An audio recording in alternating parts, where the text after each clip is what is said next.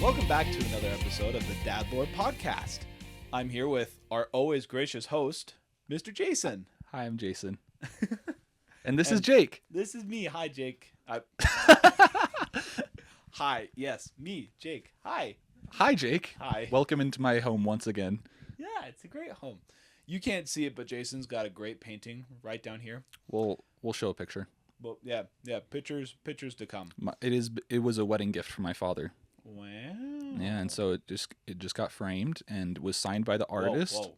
Framed? Like, what'd it do? What'd it do? It was a painting. What'd that painting do? It's been exonerated since then. I'm sorry. I'm such a dork. But yeah, it was signed by the artist. It says Hey. for Jason and Alex. It's so cute. Oh, yeah. Yeah. For Jason and Alex. I see right there on the bottom. Yeah. Okay, great. It's a great picture. It's by Brian Kershiznik. No idea what that is. He's a pretty well-known artist within the church. Okay. He also happens to be a close family friend partly because my dad works with artists a lot. That's a story for my dad to tell at some point, if we ever have him on the podcast.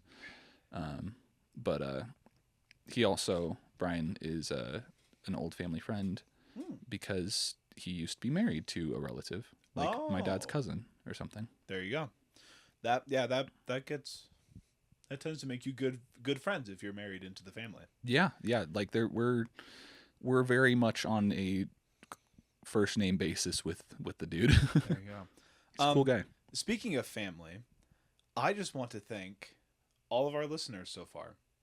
Thanks, family. Thanks, family. We have, it's not a lot, but we have 27 listens total from our 2 episodes that we have out right now. Well, when we're recording this, we only have 2 episodes out.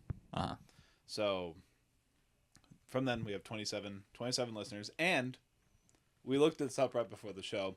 One person is listening from Australia. Shout out Australia. Shout out to the land down under. Wouldn't it be so great? That was a horrible accent. I'm Australian really listener, sorry. I need you to correct this man immediately. If we lose that one Australian listener because of that, I'm so sorry. It's the ghost of Steve Irwin. He's the only man that ever existed in Australia, surely. Yeah, I mean, I don't know, but shout out to you.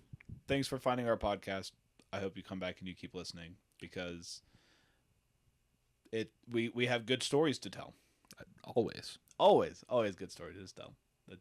Stories to tell. Holy cow. My English has been so bad today. Yeah? Yeah. How's your French? Oh, c'est magnifique.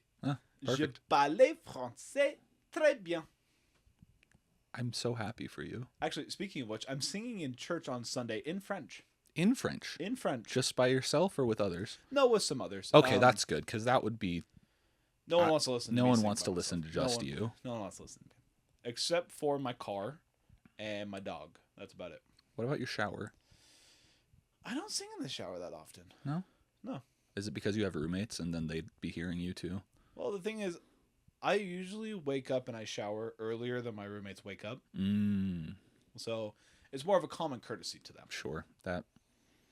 Yeah, I would probably sing in the shower more too if I wasn't taking a shower like 3 a.m. most of the time. You don't want to serenade Alex with your voice? She likes her sleep. That's fair. She usually wakes up earlier than me, which is no feat.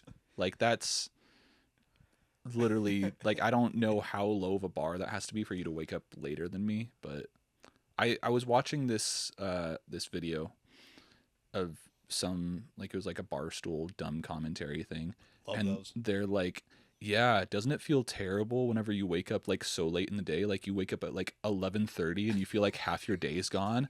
And I was like, man, if only I could wake up at 11:30. Here's the thing though. That's how I feel because I wake up at about 6 every day. Yeah. So my bedtime. Yeah. So like, yeah. I'm not gonna say it. 6 to 8. I'm not gonna say the other number. 6 to 8 is usually when I wake up. Okay. And if I wake up any later than that, I sit there and just say, man, I've wasted my entire morning. Like I don't know what I'm gonna do. Like I'm literally, not gonna get those hours back. sure, yeah.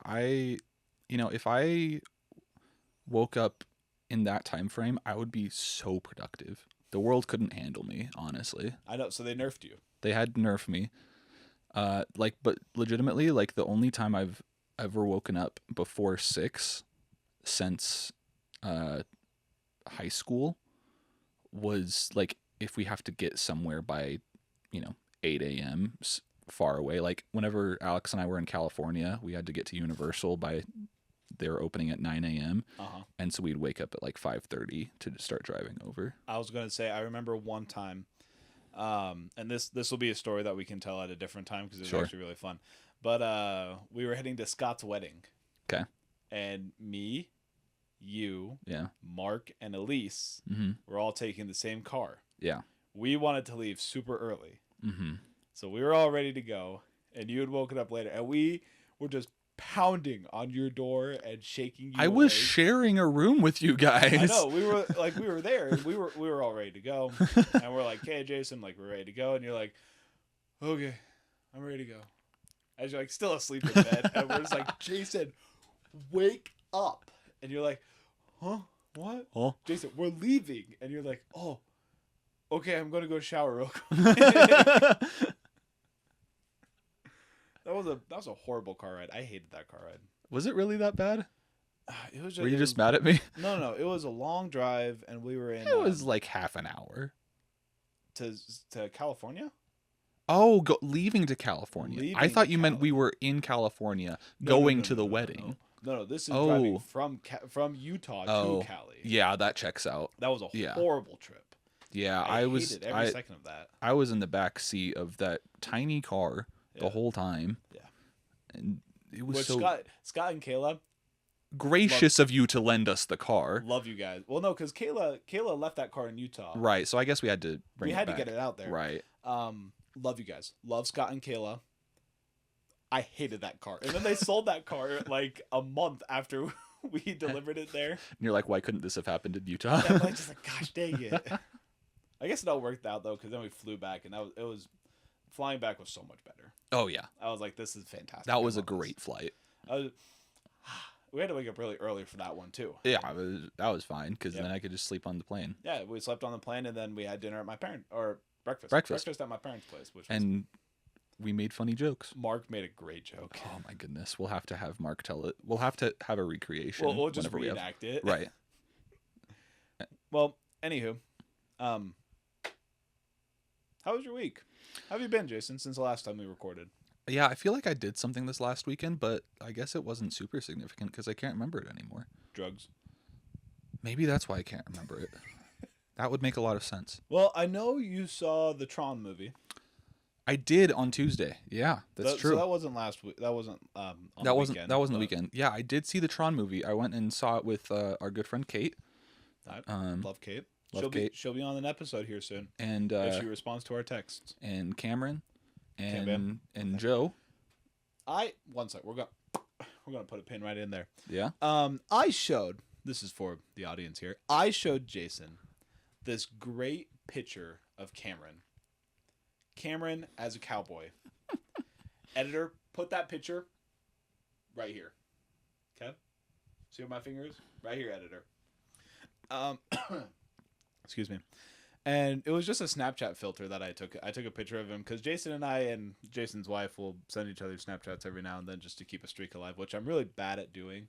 It's true.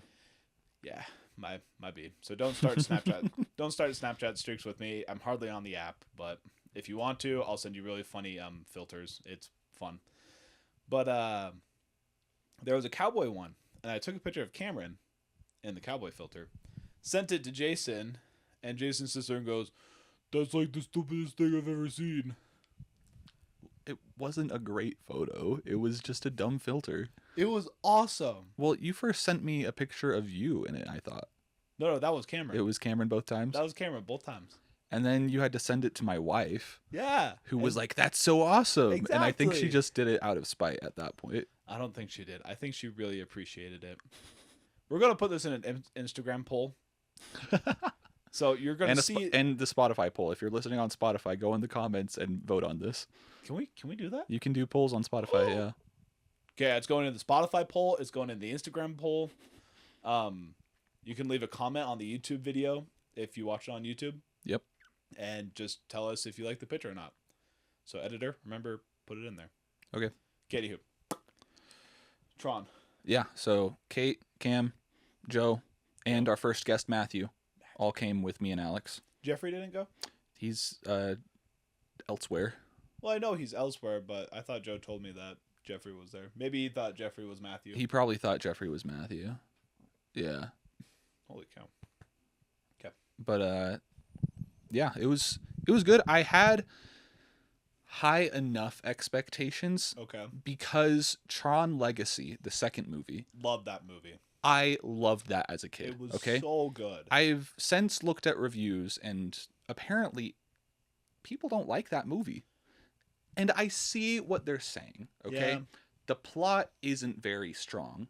However, the But visuals are great fantastic. The music is fantastic. Okay? Both the visuals and the music are absolutely goated. I mean, if you look at the first Tron...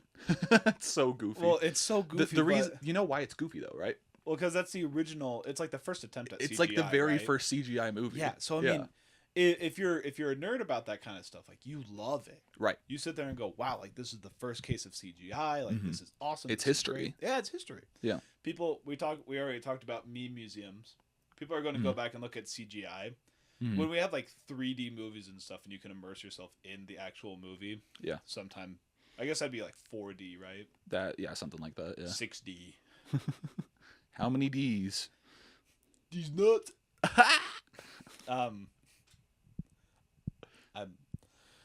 I'm sorry. But yeah, like we're going to get to a point where you're just going to go to the movie and they're just going to hand you like a VR headset and you're just going to be in the movie. That would be fantastic. That would be so much fun, actually. They kind of have a thing like that at Universal, actually. Really? So you know how they do like a studio tour as like kind of a ride at Universal? Oh. So part of that tour, I don't know how new it is, but they drive into like this tunnel. And then it's like a full like 180 of maybe I don't think it's 360, but it's at least a full 180 of video and they play the scene of like you're like in Jurassic Park or something like that. Oh, that'd be fun. Yeah, you lose one of the tour cars in that they die. Rest in peace. RIP a legend. Yeah. But yeah, it's pretty cool, and it's like 4D because they have like the wind and like the water splashing on you and stuff like that too. It's pretty cool. I think that'd be fun though. Like movies in the future, they're not even going to cast a main character because you can just go in and experience it via VR. So you are the main character? Is that what you're saying? Yeah, like you'll have somebody who does the lines. Sure. But like you'll be the one sitting there like experiencing it. Okay, so wouldn't that be like? I don't think that might be the so future. so it's like a first person video game, is what you're saying? Basically, yeah, but it's like a Sims type video game. Well, indie game. Indie is just like a developer thing. Like that's not. And Sims, like you can control multiple people. Okay. Like I'd say it's more like Portal, where you're only controlling like one person, and it's only from their point of view. Dude, I love the computer in Portal.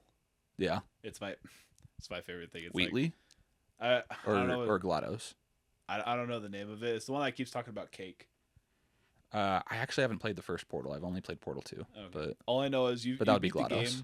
Yeah, I think you beat the game, and then at the very end, it's like doing the credits and everything. Right. And the computer has this little song, and it's like, da da da, like congratulations, you beat the game. Maybe we can go have cake now. I was just talking about cake the whole time. Someone can correct me on this. I mean, that is a meme from the first Portal. Is the cake is a lie?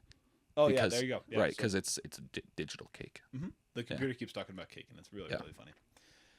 Okay, back to Tron though. Is there anything that you sat there and you were like, they did this really well, this really sucked? Give us your review real quick. My overall review. So the majority of the movie takes place in the real world. Like the premise is that the Tron world comes into the real world. Okay. Right. Mm-hmm. And I thought that was a cool premise, but I still kind of wanted that to be. I still wanted most of the movie to be in the Tron world, just because the Tron world is so cool. So much cooler. Yeah. Apparently Alex really liked that most of it was in the real world though. Okay. So it depends on your take on that, but most of it is in the real world. The music is by 9 Inch Nails.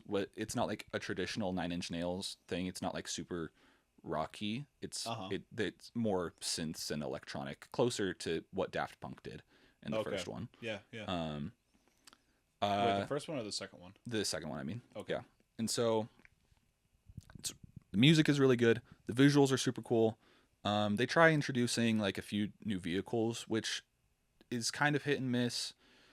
The story is cool, but it's a little too kind of on the nose for what we're experiencing right now. Like the idea is like, sentient AI, stuff like that, which back in the day of like Will Smith and iRobot, that was like a dystopian future. Yeah. And it's feeling much more closer to home at this point. And so I don't know how I feel about that right now. I guess we'll have to see a few more years to see if this actually does become as feasible as it's saying in the movie, of like a fully autonomous AI that begins having like emotions and stuff. That would be interesting. Yeah. Especially to see like would it not to sound, dystopian-y. Would it be good or would it be evil? I mean that's kind of like the whole thing of the movie is like showing the two sides of the good and evil, and like how that can be benefited. I will say, so the main character is Jared Leto, and Alex joked, or maybe it was Matthew or Kate, one of the three. Somebody commented, they're like, maybe they had to cast Jared Leto as the emotionless computer because that's the only way that he can actually act. So I was afraid of the movie because Jared Leto was the lead. Okay, that's fair. But I think he did fine. I don't know. I think part of the problem is that besides the Jeff Bridges cameo, it's all new characters, and so it doesn't it doesn't feel like Tron. It feels like Tron because it's obviously still like the same universe, and they have like the computers and stuff like that. But like, there's not even like. I don't know. There's just not as much carryover. And I think part of that is because the dude that played Sam in number 2, I've never seen him in anything else since. I don't think people did think that he did a great acting job in Tron Legacy either. That's fair. And so they didn't bring him back. Okay. And so I think that there's just no carryover besides, 15 minutes that you see Jeff Bridges. Yeah. And I read somewhere that if you look at all the Trons like by themselves, you can kind of watch them all as standalone films. Oh yeah, for sure. And I think that they kind of did that with the idea of, we want people to come watch the movie, but because most series they build on each other. Like if you're in the same universe as something, it's they build. I think this one was more of a, since we don't know where AI is going to go, they just kind of did it. And I don't know if that was their goal, but they just did it in the sense of, you can turn on any Tron movie and you can watch it from start to finish and not be confused about what's going on. Yeah, I mean, they do like a 5-minute blurb at the beginning to be like, this is all the history of Tron, and so like to kind of catch people up that don't necessarily know what's going on. It goes really fast, and so if you don't know what's going on, you'll probably still be confused. Like the Star Wars beginning credits, except for it's not a slow crawl. It's except it's not a slow crawl. It's like a bunch of like news snippets or whatever, like stitched together. Gotcha. Yeah. So overall, because I am such a fanboy of Tron Legacy, I'm going to give this movie a 7. Okay, here's the better question. Would you watch it again as a matinee, or would this have to be a discount day movie? Or a matinee is like a midday discount movie. Is it really? Yeah, matinee is like a during the day show is what that is. I really don't know any terminology of anything apparently. Okay, would I pay full price for this again? Would you pay a full price ticket to watch this again? Not a movie ticket. Okay. But I would pay for like a Blu-ray so I can own it and watch it as many times as I want. Well, I mean, it's going to be on Disney Plus.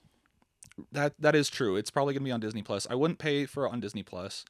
I want, like, it is really cool to listen in like surround sound though. Like substantially raises the quality of the movie for me. Okay. If you listen to it in surround sound, if you're just listening to it on your phone, it's going to be another mid-tier movie, I think. Gotcha. So I think it pays to be immersed in it somewhat. I feel like I haven't seen a movie. Well, actually, that's a lie. There is a movie that I've seen recently that I 100% went back to go watch it. It didn't matter what day it was or what time it was. Yeah. Because it was just so well done. The Demon Slayer movie. I watched that. K-pop Demon Hunters? Or no, sorry. Not K-pop, but like the Demon Slayer like finale movie. The anime Right. Demon Slayer. Right. Yeah, this is like one of 3 movies that they're coming out with for the next like 10 years. Are they really stretching it out over that period? I don't know how long it is, but the next one isn't coming out till like 2027, I don't think.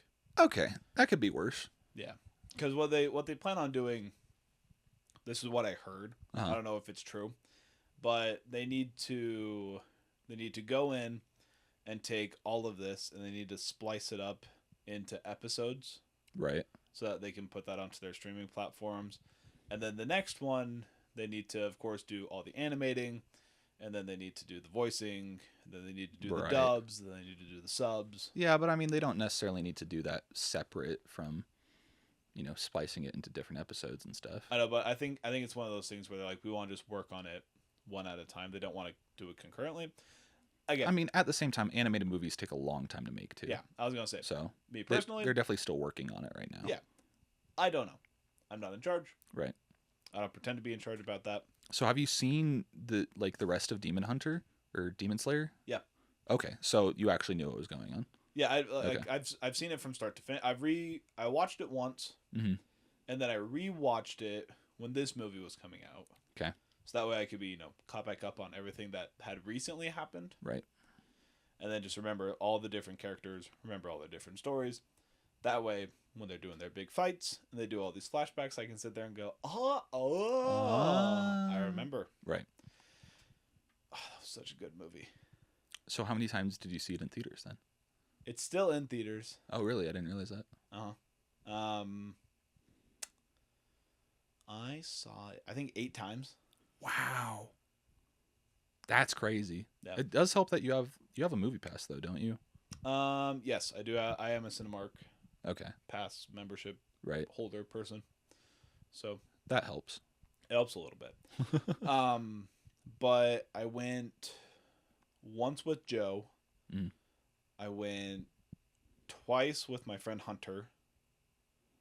I went twice by myself because I had to stay up late for a work shift or a call shift. And I was like, I need to be up all night long, so I'm going to go to this 3-hour movie. That'll keep me up. Okay, that's a plan. Yeah, it's a plan. And then I went with my cousins for the other times, and it's so good. Nice. Real good. Love it. I'd have to watch the rest of Demon Slayer to fully appreciate that, I feel like, but I don't necessarily think you have to. Because, I mean, if you want, you're going to be asking a couple questions like, why'd they get here? Right. What's going on? But, I feel like you can appreciate the animation and appreciate the story without watching the other episodes. You won't feel it as much in here. The old pacemaker won't be... it won't be hitting you the same way, but... Like, I really hate when people sit there and go, you have to have watched everything else before you can watch this. It's like, no, I can just watch what I want when I want. Sure, but in order to fully appreciate it at the very least. Yeah. So if you want to fully appreciate, I'd be more than happy to watch Demon Slayer with you. I've been planning on it. It's on Netflix right now. Oh, okay. Mm-hmm. Yeah, I've seen part of season 1. Yeah, and that's it. Yeah, it's such a good series. Everything's in depth. Like the animating style is really, really good. Like it's peak. It's good stuff. You told me about another movie that you'd seen recently, though, right? What was it called? The Roof Man? Oh, The Roof Man. Yes. Yeah. I saw that Saturday. Okay. And that was, it was not a predictable movie, but you could kind of predict what was going to happen. I mean, it's based off of like real life events, right? So Yeah, like yeah. if you've read the story, like you kind of know what's going to happen. Yeah. So there was this guy. I forget his last name. His first name was Jeff, though. My name's Jeff. My name's Jeff. My name's Jeff. And he was living out in one of the Carolinas, and he was a retired Army dude, Marine, Army dude, one of the two, Military, somewhere in the military, and he was struggling to make ends meet. So naturally, he turns to a life of crime, as we all do. As we all do. Well, apparently his thing was he's really good at noticing things, like he's really hyper observant, kind of like Sean from Psych. Okay. Yeah. So he picked up on a couple patterns of things, and he started robbing McDonald's. The most profitable place to rob, of course. Well, he actually robbed these stores, and he made a ton of money from doing it. For how many stores did he have to rob to make a lot of money from that? 43, I think. And that is a lot of stores. It's a lot of stores, but he made like they at the very end they had the credits, and you know how these based off true story movies, they have little things. It's like, here's the picture of Jeff, and the actor, here's the actor. Right. Here's how many stores he robbed. Here's how much money he made, and he made a good chunk of change robbing these stores. Like I don't know the exact number, but he made a good chunk of change. Yeah. But you're watching the movie, and as it goes, I never heard this story until this movie had come out. But as you're watching it, and you kind of like follow his thought process and his feelings about things, you sit there and you kind of go, oh, I know how this is going to end. I know where this is going. I know what's going to happen here. But he ends up camping out in this Toys R Us, and he puts up like, oh yeah, I saw that in the commercial. And he puts up these baby monitors, and like he's literally just having a reality TV show of the employees that work at this Toys R Us. And like the boss is being just a complete jerk to all of the employees. Yeah. And so like during the middle of the night, he'll get up and he'll go into the boss's office and he'll log into his computer and he'll like change shifts and stuff. And it's really funny. That is kind of goofy. It's goofy, but it ends in a real kind of predictable way when you're watching it. It's like you watch it and everything that happens, it comes to an end and you sit there and go, man, I knew this was going to happen. Like this dude. Look at this dude. I don't want to spoil it for you in case you want to watch it. That does sound like something I'd want to watch. It's good. I enjoyed it. I don't want to spoil it for any listeners that want to watch. So I give it, like, story-wise, I give it a 10 out of 10. Like it was wow. The storytelling was, even if it's predictable at the end. Well, it was predictable at the end, but I still sat there and I was just like, oh, like the way they did this was good. I know nothing about the story, so I don't know if they got it completely wrong. I know they got some of the family members completely wrong because it shows you pictures of the family, and I just go, that doesn't look like the family. You lied to me. Like Channing Tatum, who's the main guy. Oh my gosh! So it's actually Jeff. Jeff. Yeah. Incredible. Do you think they were like, okay, this dude's name is Jeff? 100%. But like they take the picture of him and then they put it next to the picture of the actual guy, and I sat there and I said, okay, like I know that this is Channing Tatum, but like they got it pretty close. Okay.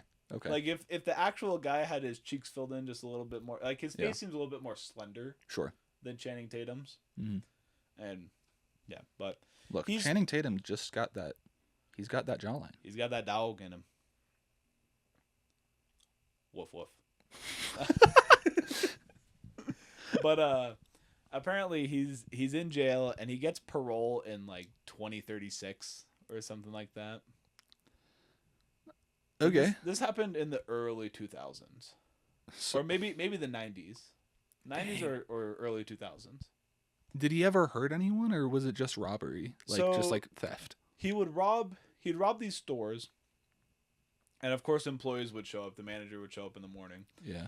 And he would show up. He had a gun and everything, and he'd say, "Okay, everybody, go into the freezer."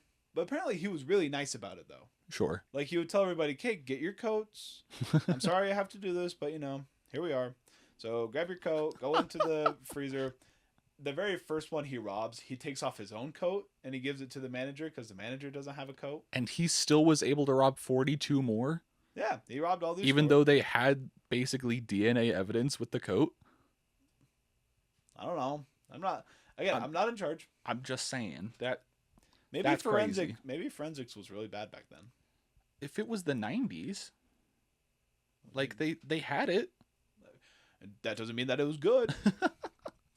So, anywho, they do this. He robs all these stores.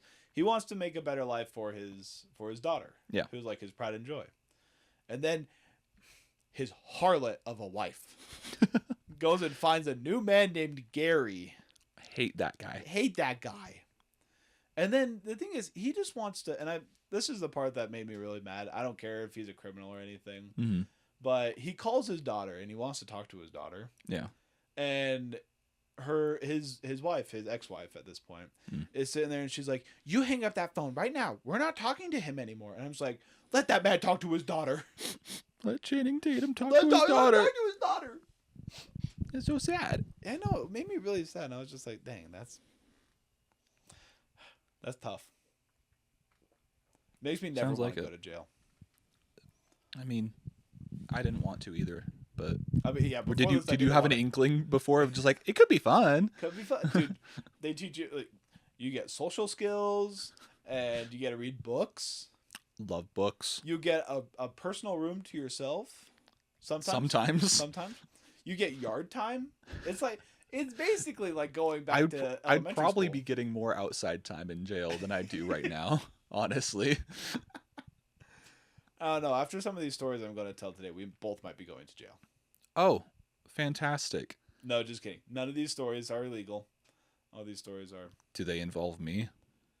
Are you implicating me in any of these? No. Oh, okay. No, you weren't here for any of these. Okay. Yeah. That Mr. FBI man, I'm off the hook for this one. Yeah, no, you weren't around for any of the stories we're going to go over today. So. Okay, well that's good. Yeah. Well, before we jump into your stories, do you want to play a game? You want to play a game? Yes.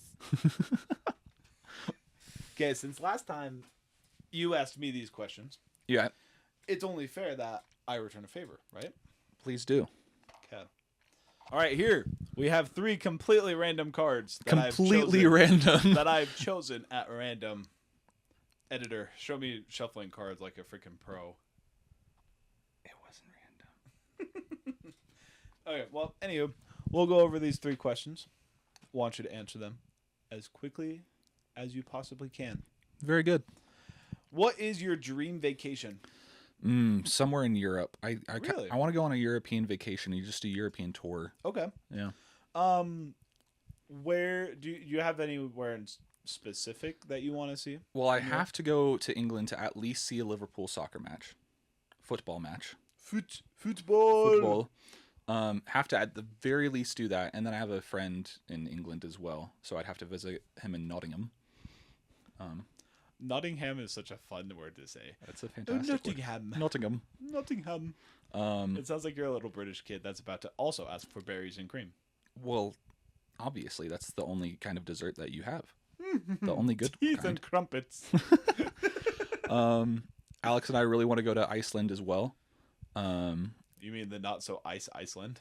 Yeah, exactly. Oh, Yeah, we want to see the volcano. Oh, dude, they have the coolest looking beaches there. Yeah?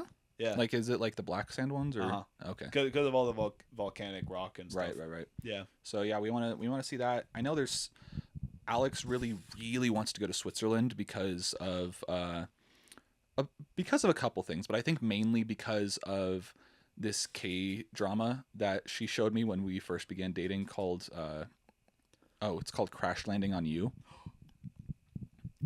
That's my dad's favorite K-drama. What? He loves that show.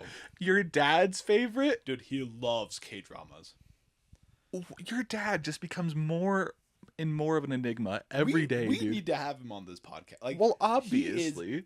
My father is a man of many faces. It's crazy the amount of things that he enjoys. Wow. And I would have never guessed. Me neither. I mean, according live to with the Alex, man, it is like- the best one. Yeah, well, he watches a ton of these, and he mostly loves it for the names. Like the Koreans' names No. Like the show name, Crash Landing Into You. on you. Oh yeah, Crash Landing on You. Like Yeah. the names are just funny, and then he watches them, and he sits there. I forget if he's trying to learn Korean. So he can understand K-pop Uh, without subtitles. no, he told me I think it was mostly when my cousin got called to Korea on a mission. Okay. And I think that's what sparked kind of an interest. Were they there at the same time as Matthew? Maybe. When Matthew go? I mean, he just got back a year ago. So probably. Where are we going with this? K-dramas. K-dramas. So K-dramas. So there's, portions of this show that are filmed in Switzerland. Naturally. And so because it's a beautiful country. It's a beautiful country, exactly. And so because of that gave Alex the inspiration for us to eventually go to Switzerland and then, of course, go to the spots where they filmed these scenes. So you can reenact them. Maybe reenact them, but at the very least take cute pictures there, of course. Of course. And so we're at the very least going to go to England, Iceland, and Switzerland, and then probably a couple of the other super touristy things like, Rome or Berlin or whatever like that. But I would love to just at the very least take 2 weeks. Ideally, if I had enough money, I'd want to go to Europe for a whole month. Oh, that would be awesome. Dude, so in the few times that I've been there, and it's only really been to France. Yeah. I haven't ventured out of France, which I get it, because every single time that I've gone to Europe, it's either been to go to France, right, or a connection flight from there to Africa, right. And I want to so bad. I want to go to Eastern Europe, because the buildings and the architecture it's so fantastic. Yeah. I want to do that, and then I want to go to the Dolomites. Where's that? That's in the Alps. That's okay. that's the Italian, Swiss, Austrian Alps. Okay. I mean, it's by Lake Como, and my reasons for going to Lake Como. Huh? Star Wars Episode 2 was filmed there. Oh, that's right. That's Naboo. Sorry. That's where I've only seen Episode 2 maybe 2 times. Look, that is where Padme Amidala wears the most seductive dress in the history of dresses, and proceeds to tell Anakin, bring your knee over here. Annie, I can't be with you. It's forbidden. And she's wearing this seductive, dude. She knows what she's doing. She knows she's playing mind games. 100%. With this minor. There are 2 sons on Naboo. Yeah. So days on Tatooine. So are you saying that he's twice as old when he's on Naboo? No, I don't know exactly where I'm going with it. Someone who was a big Star Wars nerd explained it to me, and they're like, well, since days on Tatooine go by longer and Naboo probably goes on normal time, we have to calculate that into effect. And I'm like, how the frick are we doing? Like, what? No, I mean, look, he probably wasn't a minor. He was probably 18. But don't be fooled. Anakin Skywalker was groomed by Padme. I would let Natalie Portman groom me. Look, whether you want it or not doesn't change the fact that it happened. Look, maybe the laws of consent are different in a galaxy far, far away. Maybe that's completely illegal.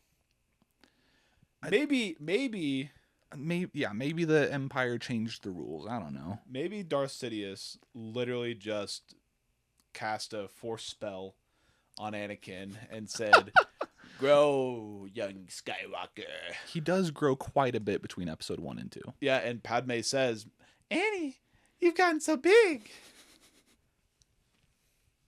Again, if Natalie Portman pulled up and she said, get in my van, I would... Oh, absolutely. Natalie Portman can kidnap me. What? Alex, you understand. I love how there's at least one of those per episode at this point. Alex, you understand.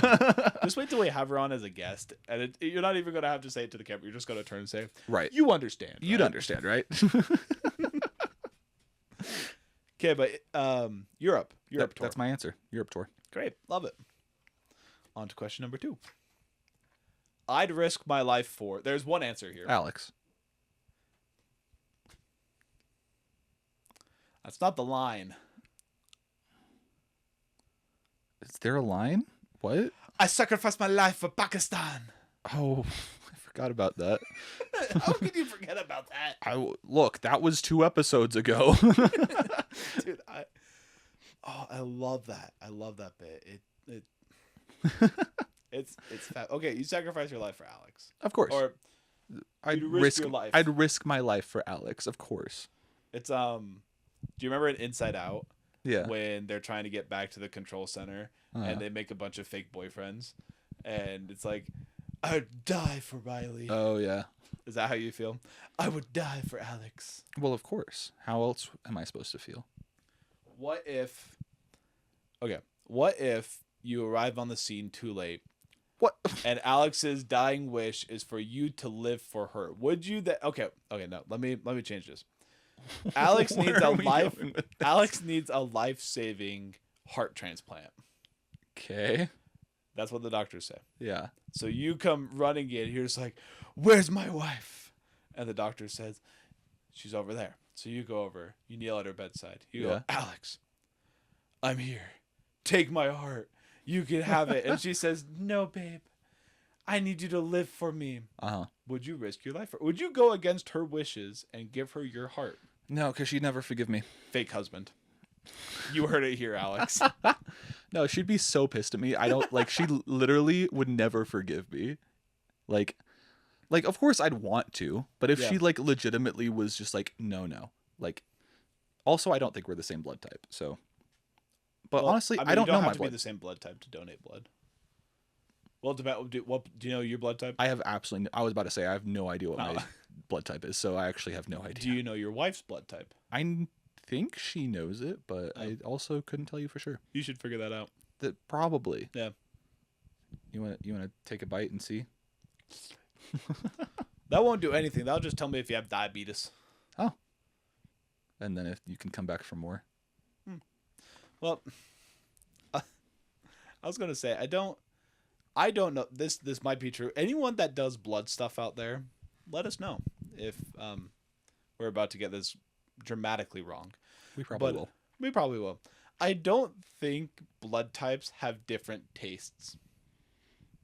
Well, I'm going to say this, and if we have any vampires listening, let us know. I was going to say, I'm going to say this. I don't want to sound like a freaking psycho.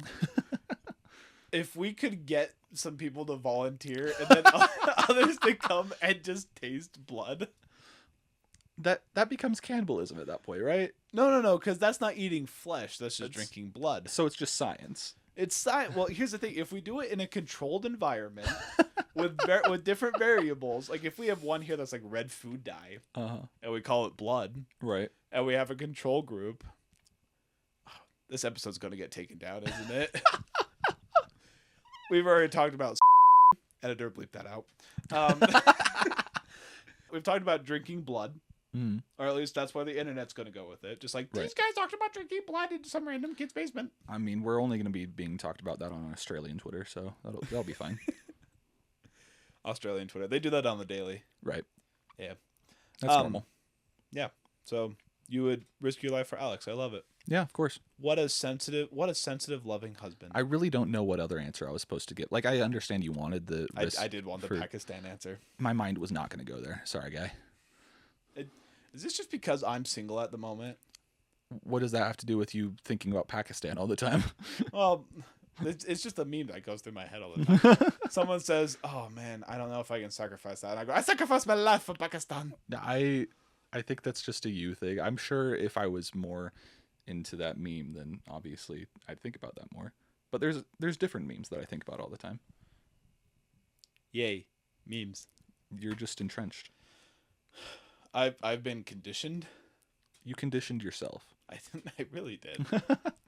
Okay, ready for your last one? Of course. Your favorite cartoon character? First thing off the top of my head is Danny Phantom. I love Danny Phantom. Danny Phantom is goated. You know, I probably had a small boy crush on him. Who's to say? Because that's a beautiful man, and you can't tell me otherwise. I can't. He's a beautiful man. But yeah, I guess. I mean that's my first instinct, so I'll have to go with Danny Phantom. But honestly, I couldn't tell you I remember a ton about him other than like I watched the show when I was a kid, but it's just been so long. Like Yeah.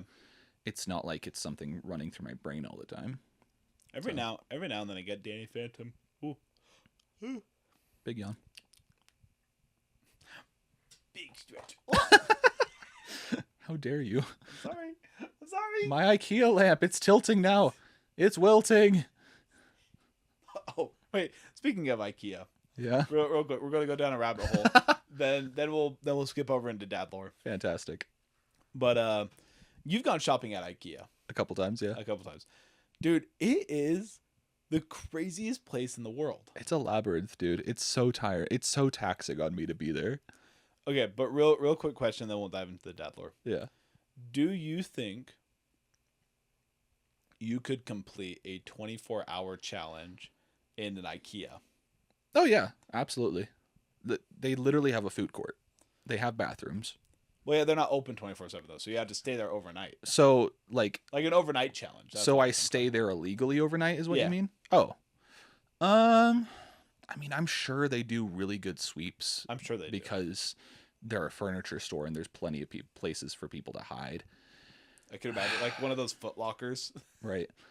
I mean, I think I could. I'd find a way to get into the ceiling or something until everyone left, but I don't know what the security situation's like there either. That's what Channing Tatum does in The Roof Man. Right. He hides in the 24-hour challenge in Toys R Us. Toys R Us. Well, more than 24 hours, but yeah. Right. But yeah. He's there for like 3 months or something. Gotcha. It's crazy. Quick side tangent, actually, based off of the side tangent from the side tangent. A few months ago, there were these YouTubers that tried doing I don't know if they were planning on doing a full 24-hour challenge, but there was like 3 or 4 of them, and they did a challenge of who could stay in the Marriott Center the longest. And they were they were like clickbaity YouTubers, and so they're like staying overnight in the Marriott Center, and it basically was them staying an hour after the game ended. And my boss had to kick them out and was just like, bro, get out of here. And Like, they're like, just okay, leave. fine, we'll leave. And they'll just like walk away. And he's like, I'm going to have to call the cops if you don't get out right now. And they're like, oh, okay. And then they act like that they were like being all sneaky and stuff whenever like on the YouTube video when they're literally just there during a game. And they're just like, guys, like I'm in the bathroom right now. And I'm like, yeah, it's a public place. What? News flat. Check it out in the bathroom. Like, I will say, like, security is, like, if you're actually trying to sneak around, it's pretty easy at the Marriott Center. Like, it's not super tight. They did make it into the locker room and, like, talked with the players and stuff. But, like, I don't think the players were, like, super thrown off because, like, they have custodial in there all the time. Like, they have us in there. And so... so they were just like, these are just some random these dudes. are some weird guys, like, pointing a camera at my face. But, like, and so they made it into the locker room. But it's not... Again, not like a super lockdown place, but they're like they were all wearing like those like souvenir basketball jerseys, and they're like they're gonna think we're one of the players. They're like, no one thought you were a player, dude. You're 5'4". Like, no. Yeah, everyone would know if there was a 5'4" guy on BYU's team. Yeah. Or You're not Muggsy Bogues. I'm so tired. What the? You're not. You don't have your go-go juice. Yeah, I know. It's been difficult, okay? You said earlier before the episode that you are coming up with an alternative with a coworker to caffeine or something like that. Oh, no. So it's just this thing that she found on a podcast about how it's a thing where if you completely cold turkey, and it makes sense, but if you completely cold turkey cut caffeine for like 14 days or something, that apparently resets your brain's ability to process caffeine. So, interesting. So if you get hung up on 300 milligrams, which is kind of my baseline, which I know everyone's like, oh my goodness, that's crazy, that's too much caffeine. The CDC says 400, and I don't even believe in the CDC. So they said if you go 14 days cold turkey it, and then you reintroduce caffeine into your body, it like doubles the stimulant factor. So you're telling me that you're wanting to cut caffeine, Yeah. so you can become a Superman off caffeine. Yeah. Again. So you're just like, caffeine doesn't have any effectiveness anymore. I'm gonna cut it for 2 weeks. That way I can go back to my normal dosage, and suddenly I can do anything. Suddenly I become just Superman. Right. That's what I'm here for. I forget exactly. I haven't listened to the podcast episode. This is what she was telling me, so I need to go and actually listen to it. Yeah. And then I can come back and get the concrete. Here, yeah. Let's shout out the podcast. What is it? A deep dive on using caffeine for health and longevity. Full guide and research. What's the podcast name? Like the channel? Found My Fitness. Found My Fitness. Okay. Found My Fitness. And yeah, so they start talking about the caffeine stuff at like minute 28, according to my coworker. So I haven't listened to it yet. I fully intend to go and listen to it because I love my caffeine. Right. I think they mostly talk about coffee in it. Sure. Because that's what most people drink. Yeah. Most people aren't like Jason and I who don't drink coffee. I love the smell of some coffees though. I don't. You don't? I don't like the smell of coffee. Like I don't like the smell of just like pure black coffee, but like Sure. if you've mixed a lot of goodies in there, like caramel. No, yeah. If you mix caramel with coffee, just I don't know. Yeah, Alex loves the smell of coffee. Like she got a coffee like scented candle. I like toffee, not coffee. But yeah, like I remember like in 5th grade or whatever, we had to do like a orchestra fundraising and stuff, and so our fundraiser for that year was selling candles. Ooh. And so we'd go door to door selling candles, and the most popular one by far was the coffee candle. And I remember I was delivering them later, and I could not stand the smell. I was like, this does not smell good to me.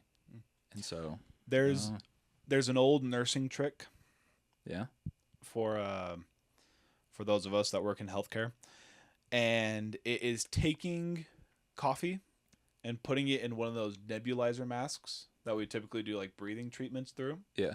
And then you just hook that up and you just kind of purify the whole unit.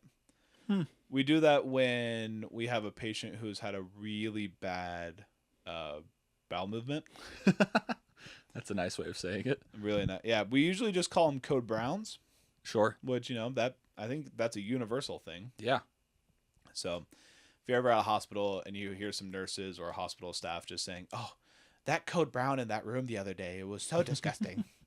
Just know that somebody absolutely just pooped their pants or pooped their bed really poorly, and we had to go in and clean it. And so sometimes, I haven't seen this at the Utah Valley Hospital. This the 3rd episode we've talked about poop now? Dude, we've talked about poop a lot. We can probably bring in some hospital stories eventually about poop. But Fantastic. I have to be real careful. We'll have the poop episode. Yeah, I have to be real careful about how I say that. Sure. But yeah, you just fill it. I forget if it's like coffee beans or like just coffee made itself and then just nebulize it. I mean, I think it's like coffee grounds, like because your Probably cousin, it's coffee ground. your cousin Dallas took me to Macy's. I think a few, or maybe it's Dillard's now, but either way, at the mall, because he needed a new cologne, and I'd never gotten cologne before, and he's like, "Dude, you need to get a cologne," and so he went to help me find a cologne for myself, and I got a couple samples. But they have coffee grounds there that you can sniff to reset your olfactory senses. That's so that crazy. way you can actually get an accurate scent from each thing. Just return to default. Yeah, exactly. That's Love what it. it does apparently. Love it, love it, love it. Do you have anything else to say on that topic? Should we dive into dad lore? I think it's time to dive into your dad lore, Jake. This is Jake's life as a movie. Yeah. So, if you guys remember from last time, we did this in kind of a unique way. Well, 2 times ago. Oh, well, last time we were Last solo episode. Yeah, last solo episode. Jason brought 3 movies to the table, Mhm. and he compared those 3, or he likened those 3 movies to dad lore. Mhm. I'm going to do the same now. So, movie number 1 is The Rats of Nim. Yeah. We talked about this last time, or we talked about this, I think, last time in the pre-episode. Yeah, that makes sense. Yeah. So, for those of you who haven't seen it, you have not seen it, I or have you saw not it a long time ago. If I have seen it, it was forever ago. Yeah. Okay. But Alex loves this movie. Yeah. I know Basically, that much. real quick kind of summary of it. The Rats of Nim are these hyper-intelligent rats who got injected from some who got injected with some serum from a lab, and now they have electricity, and they're super smart. So they're mutant rats. They're mutant rats. Like they're really really smart. And there's this lady. Her name's Miss Frisbee. Frisbee. Frisbee. That's surely trademarks. Probably. Sure. We'll Brisbee. That's it. Brisbee. Brisbee. That's her name. Like Brisbane. Yeah, Brisbane. Yeah. Like Australia. Australia. We're always finding a way to get it. We should call this episode the episode from Down Under. Even though it has nothing to do with Australia. I don't know if I like the way that sounds. We've been talking about poop a lot, so yeah. So anywho, Mrs. Brisbee has this issue because her house is found in this farmer's field. The farmer is going to go plow the field. So she goes to this great owl, because owls are super wise. Of course. And the owl says, go find the rats of Nim. So she goes and finds the rats of Nim. The rats of Nim move her house. Everything is fantastic. There's a whole bunch of They just pick up her house and move it? They get a bunch of pulleys and stuff, and they just kind of boop, boop, boop, boop, boop, and then they move it over. Sure. There's a whole... That's a brief summary of it. I'm not going to dive into all the different details of it. Yeah, that way, fair. if people want to go watch it, it's free on Amazon Prime right now. Oh, so okay. If you want to watch it, there you go. But anywho, my dad lure with this is when I was up at Utah State, I was able to participate in a research program. And our research program was to identify the smelling capacities of rats and mice. Do you have coffee grounds? We did not have coffee grounds. But basically, we kind of set up these trap doors. And the whole point of it was to see how good is their sense of smell if we mask it with other things. Like we'd have a thing of cheese, like I think some sort of fruit, some just vile thing that smelled horrible. And I think the last one was some sort of soda or a juice. I think it was a juice. It was juice. It was juice. So anywho, this rat would go through this little maze that we had made, and it would get to the end. And at the end of this maze, there would be all these different doors. And basically, when it would go up to a door and it would kind of sit there for a bit trying to get through it, that's when we'd open it and we'd see where it goes. And we kind of made a tally of this all, and we put it through one of the coding systems. I think R is what it's called. I know. I'm looking at you as if you know. I know no coding. Yeah. So we put it through there, and we're compiling all this data. And there was a bunch of different factors. We're not going to go get into all the scientific things because I'm sure nobody cares about it. If you do care about it, you can come ask me about it. It was super fun. I still have all my notes. It's great. I'm pretty sure you can find a research paper about it that has my name on it. Oh, you co-authored a research paper. That's fun. I'm like one of the 50 people that is on there. But you're on there. So anywho, we're doing this, and it's like a couple weeks into our experimenting, and the operator of the lab comes in and says, "Hey, come finish up all your research, submit it all. We have a couple more days, and then we're going to be done with this." And we're all like, "Okay, yeah, cool, whatever." So we run a couple more tests, we call it a day, and then we leave. We come back the next day, and all of our rat cages the rats are gone. The cages are opened. They've been kind of moved around in a way that we would sit there and kind of go, that's not how we left it yesterday. Yeah. And so we're freaking out. We got into the lab at 7:30 in the morning. So, and where my apartment was to where the science buildings were, it was on the complete opposite side of campus, and the buses didn't run that early, so I had to get up and walk, and there was snow on the ground. Gross. I had to walk uphill both ways. Right. Just like our parents of old did.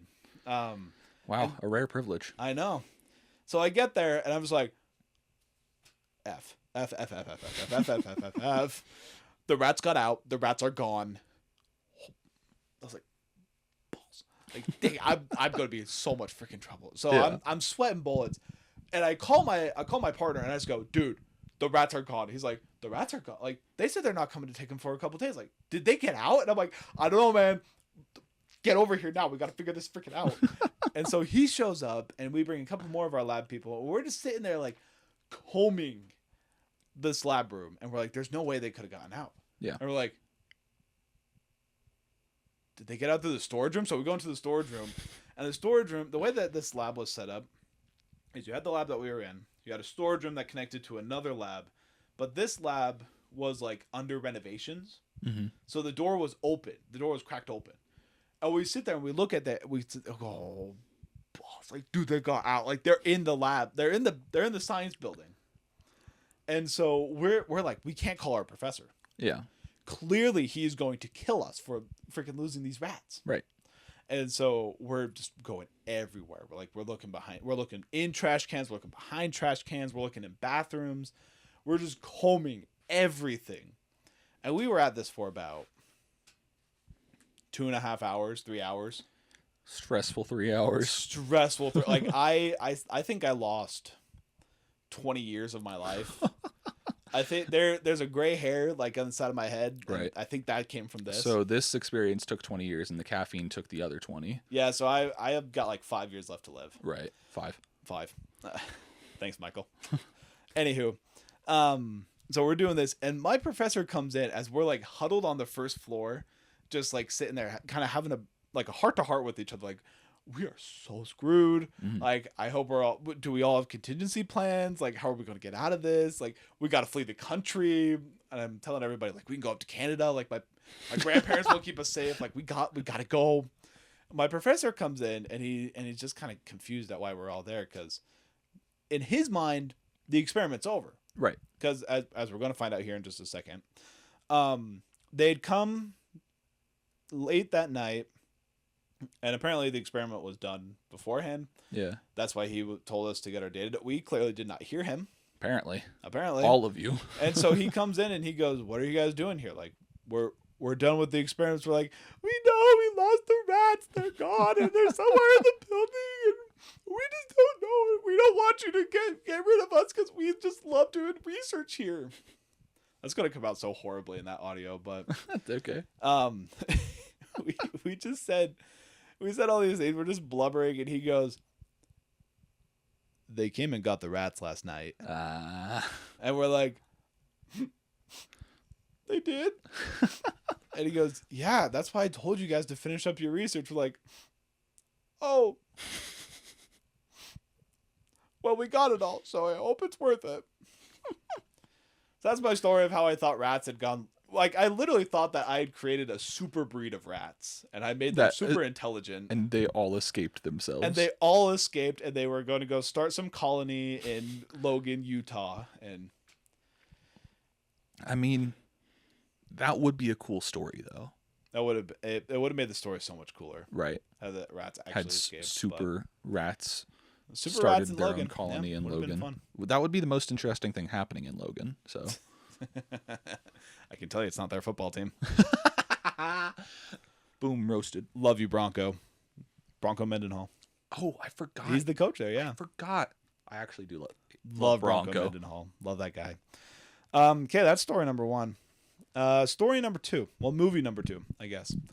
Oliver and Company. Oliver and Company. Have you seen that one? I also have not seen that one. Man, Oliver and Company. The movie itself is kind of... It's lacking. Like, there are a couple of great points in it, and I think I loved it more when I was a kid. Sure. Now I watch it, and I'm there for the music. The music in it, okay, it's really good. I know we had 2 copies of this on DVD in my household. Why 2? I have no idea. Oh.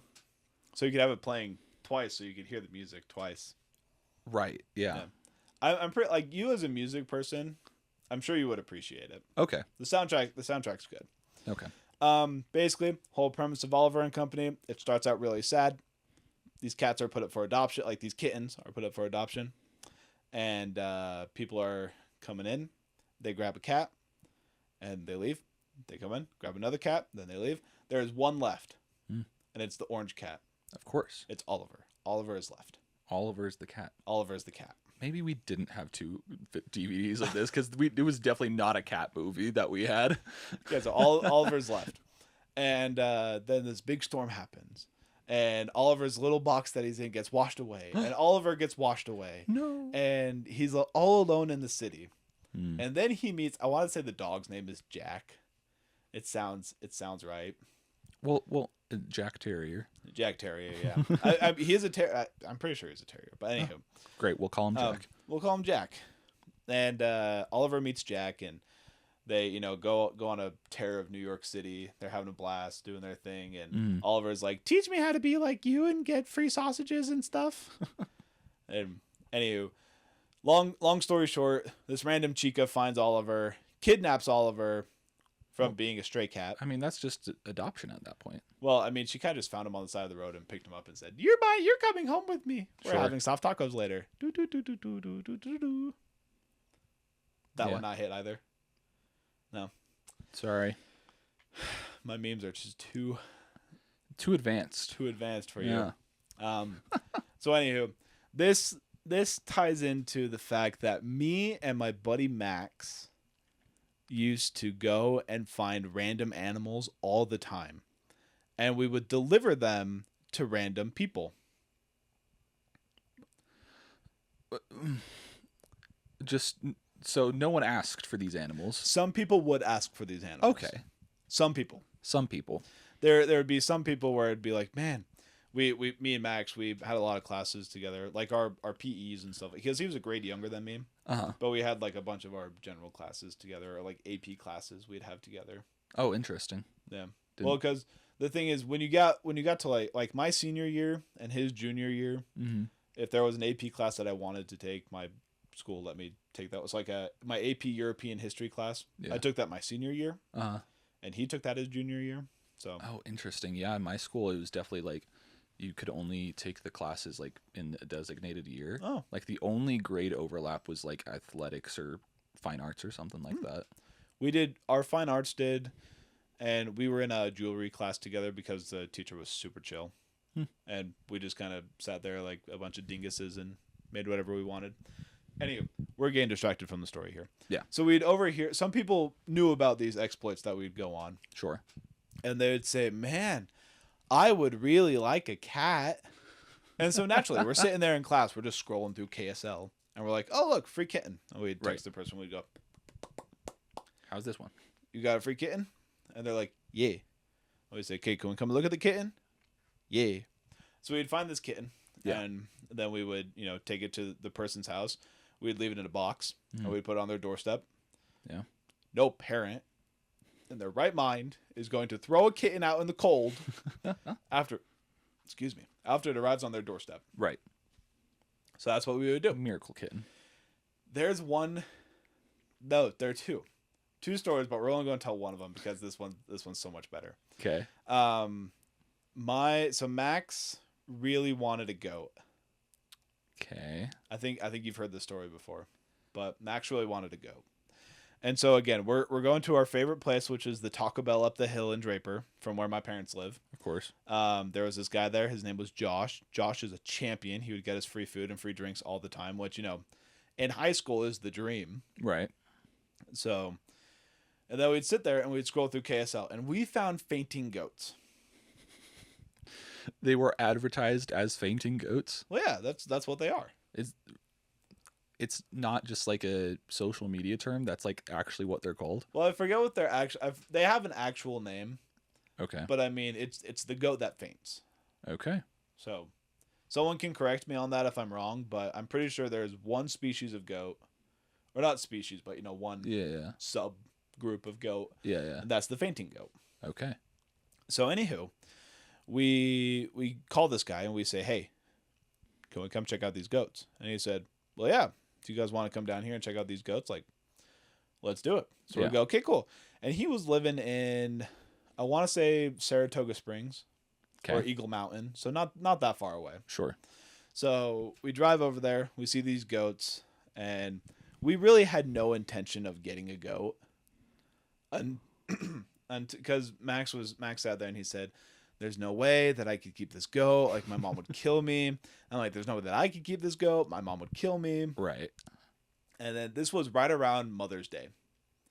And so Max sits there and has this brilliant idea. He's like, what if I got this goat as a present for my mother? And I said, dude, your mom would flip. And he said, yeah, but I mean, if it's a present, she's not going to get rid of it. And I said, it's foolproof. You're a genius. You're a genius. So we get out there. We're playing with these goats. We're having fun with them. And it comes time that the guy comes out and he goes, so are you guys going to buy a goat? And we said, yeah, we'll buy a goat. And it was like $25 for a goat. That's a deal. That's a deal.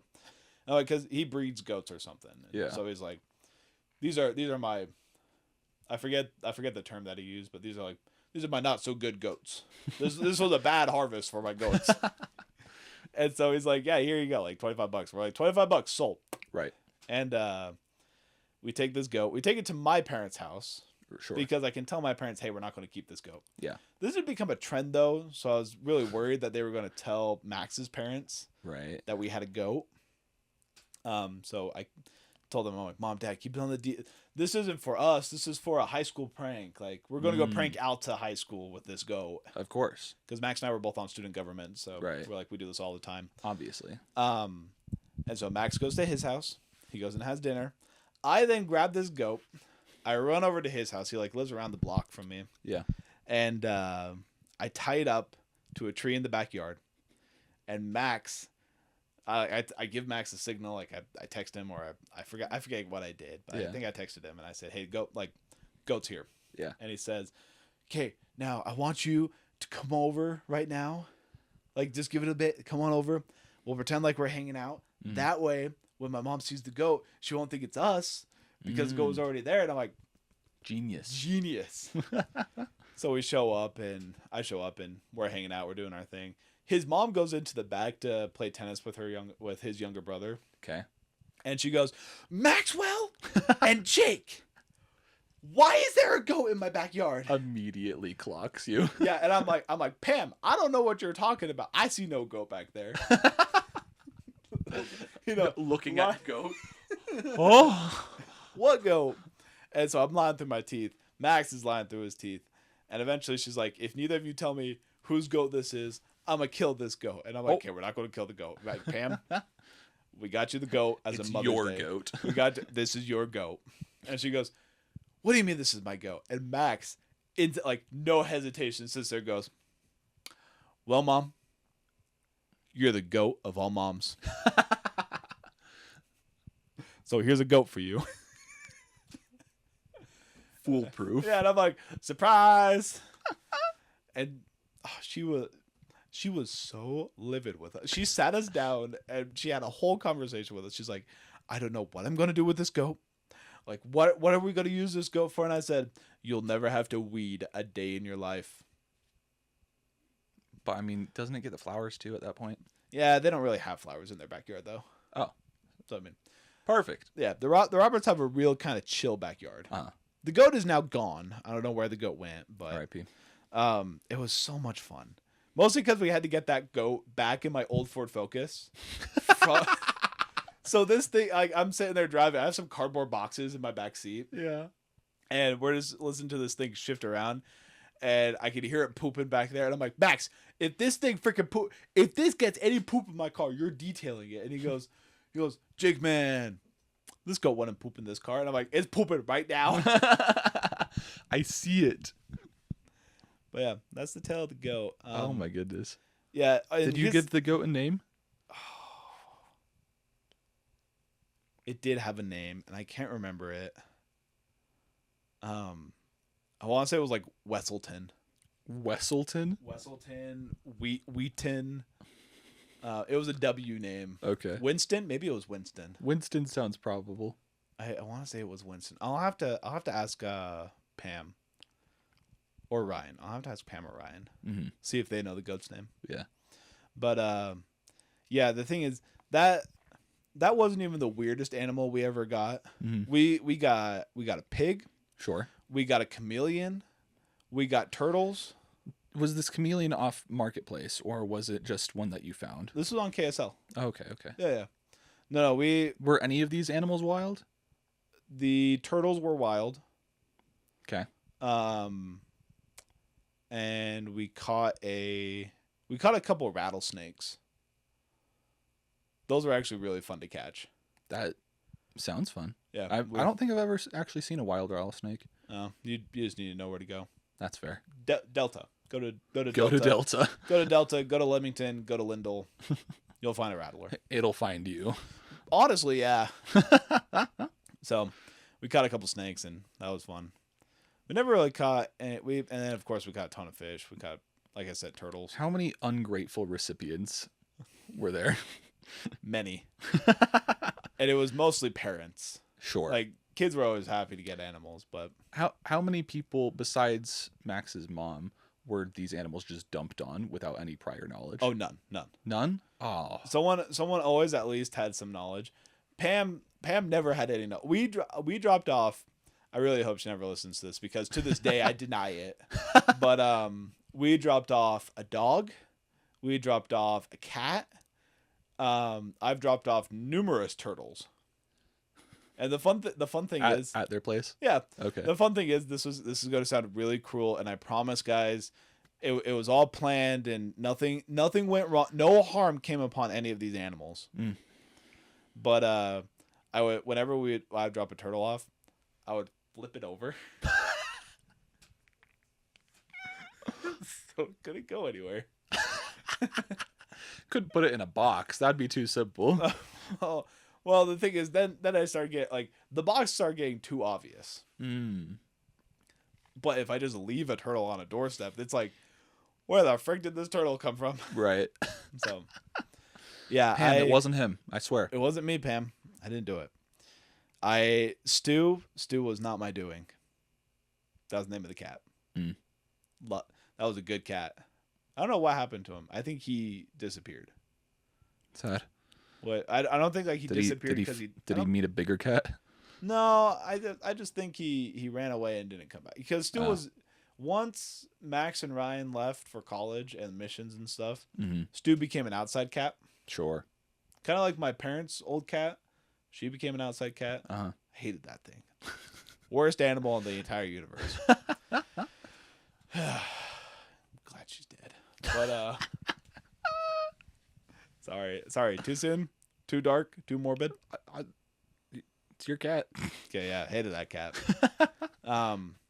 We can tell lots of stories about that cat, but I won't dive into them. So that's story number 2. Okay. Story number 3. Have you seen the movie The Great Escape? I don't think so. I don't think I've heard of that. So The Great Escape, and this is going to bring out my history nerd here. For those of you who don't know me, for those of you who don't know me I'm a history nerd. I really like all things history. I listen to a whole podcast called Historically High. Love those guys. They're really fun to listen to. They're fun personalities. Are they high? They are high. But they do all these like deep dives into historical events. Like the most recent one they did was the Nuremberg trials after the Second World War. Nice. Before that, they did the Spanish Armada back in like the 1500s. Love that. So it's great stuff. Like for me, it scratches an itch in my brain that I just can't get to. That would be hard to reach inside your brain. It has to go through a lot of clutter. And I get easily distracted when I Google things, because I see something that I find interesting, and then I go down this whole rabbit hole, and next thing you know, I'm looking at Habsburg princes, and I'm like, right. why do they all have the same nose? Weird stuff. But anywho, The Great Escape. It's a World War II prison camp movie. Okay. And it's about these guys. It's like it's the most well-known prison camp escape from the Second World War. Okay. So it's these guys in Poland, I believe. And where they were normally. Prison camps? Yeah. I thought the famous ones were in Poland anyways. Well, those are the concentration camps. That's a different thing. Oh, okay, gotcha. These are POW camps. Like concentration camps, POW separate camps, work camps. Like there are 3 different things here. Gotcha. The POW camps, from what I understand, they were more for the Germans in some sense. Sometimes treated Allied soldiers nicely. Okay. And they would put them in POW camps. Yeah. And the POW camps were supposed to be just specifically for soldiers. No one else was there. Yeah. If a soldier was bad, then they would get sent to a work camp or a concentration camp. Right. But if you just, minded your own business and kind of just lived your life, you'd stay in the POW camp. Okay. So basically, in this POW camp, what they did was they built 3 super long tunnels. Like in the shower room, they removed the grate. they dug down, and they did this with like spoons and stuff. Dang. Like I think they made some makeshift shovels with like planks. I've always and wondered, stuff. where do you put the dirt whenever you do that? They would like disperse it in the camp. Like they would put it in like their pant pockets. And like as they're walking around, they would like Dust dribble the out camp, a little. Yeah, it's like a little dirt here, a little dirt there. Yeah. They had to do it like so meticulously. Yeah. That's the right word. Yeah, Yeah. meticulously. Yeah. But anywho, they dig these tunnels, and they have like travel bags and stuff that they have in. Like a ton of people escaped. They all got captured, and actually, I think a couple got away. I was about to say, so they temporarily escaped. They temporarily escaped, but the thing is, they did escape, and they got pretty. And it was just incredible what they did, because these tunnels are long. These are long tunnels. Yeah. Like when we're done, I'll show you the map of it. Yeah. Like it's real impressive that they did this, but they did this with like limited material, and they had a couple cave-ins and stuff. Like it was whack stuff. Dang. And yet they did it, and then they escaped, and then they got recaptured, and then I think they all got shot and died. Like it was real tragic stuff. That's not where I thought that was going. No, at least that's how it happens in the movie, if I remember right. Like they round them all up. The Great Escape, the one that didn't happen. One of them, like the mastermind behind it all, they bring him back to the prison, and the movie starts with him like in solitary confinement throwing a baseball against the wall, and it ends with him again, same solitary confinement, throwing a baseball against the wall. It's kind of funny. Interesting. But yeah, anywho, with this story, it really has nothing to do with prisons or war or camps or anything like that. It's mostly the tunnel. It's the tunnel aspect. Okay. So, do you remember? We talked about this a little bit in the beginning. Do you remember the clown epidemic from 2016 ish? I remember it happening. Was it 15, 16? That seems about the right time. Like I know we were in high school. Yeah. But like I couldn't tell you anything specific other than there was maybe one person that got murdered by someone dressed in a clown, and then there's a bunch of copycats running around like trying to scare people maybe. Mm-hmm. But like that's about the extent that I remember it. Yeah. It got creepy. There were people who would just kind of show up places wearing clown masks. Uh-huh. And me and my buddies, being the people that we were, we sat there and we're like, "Okay, round them up in one big old truck." So anyway, we go and we grab a bunch of buddies. We're all sitting in the back. Get all the clowns. Yeah, we're going to sit in the back of these trucks. We have airsoft rifles and paintball guns, and we look like a freaking militia. Yeah. And we're driving around the streets of Draper, kind of, ducking and dodging cops and stuff like that, because it's very illegal to be, sitting in the back of a truck in Draper. Is it really? Yeah, which I find really strange, because Draper used to be a big old farm town. Huh. No, it's legal in Utah in general. Yeah. Like statewide it's legal. I know that much. I think it's more we're supposed to be posh and up in Draper. We have a reputation apparently of being stuck up snobby people, but you do have that reputation. I know. It used to be a nice farm town though. And even when I moved there, it was it was smaller than it is now, like way smaller. Yeah. I don't know the last time you came to my parents' house, but like that there used to be 2 big fields. Uh-huh. It's now 2 big Ivory Home neighborhoods, and I think it's the ugliest thing ever. I hate Ivory Homes, dude. They're so ugly. Yeah, I was gonna say, here's the thing: the houses at least look decent. I still think they're ugly, but they look decent. It's just they look like cookie cutter houses. These ones actually don't. Really? They look like there's enough variety in some of them. Okay.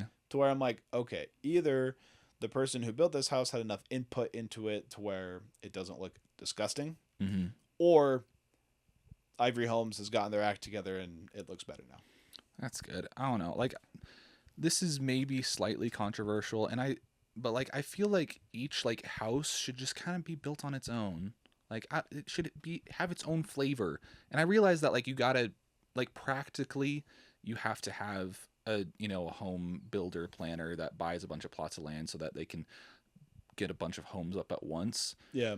so it's not practical. I understand that. But in my ideal world, each house is built by, one family, and they have their own taste on it, and each house is unique and it looks cool and fun. Yeah. I don't want all these cookie cutter houses that are just so boring and bland. I know, I'm with you on that. That's why I hate townhomes. Yeah. Like, I like the idea of townhomes. Like but I I'll think probably they have to always live in one at some point because I'm poor. Yeah. But just it's an eyesore. It is. For sure. Especially once you go past Saratoga, or not Saratoga. Yeah, like the Harriman townhomes. I haven't seen the Harriman ones. They're pretty new. I'm thinking of the Santa Quin. You go past Santa Quin. Oh yeah. And you drive past Santa Quin, and it used to just be nothingness. Yeah. And it was wonderful. I loved looking at it because I make that drive a lot to go down to my grandparents. But now you go past there, and it's just townhomes. Yeah, and it's like that's and I'm like, that's like the only the thing is like that's the only place that people can be really expanding right now because we're in a valley, and so you just gotta keep going out of the valley. But it's just a bunch of ugly townhomes right off the interstate. Just go build them out in Saratoga Springs. Yeah, nobody cares about Saratoga Springs. They want them out there. Dredge the lake. Anywho, save Utah Lake. Here's the thing, though, just real quick on that.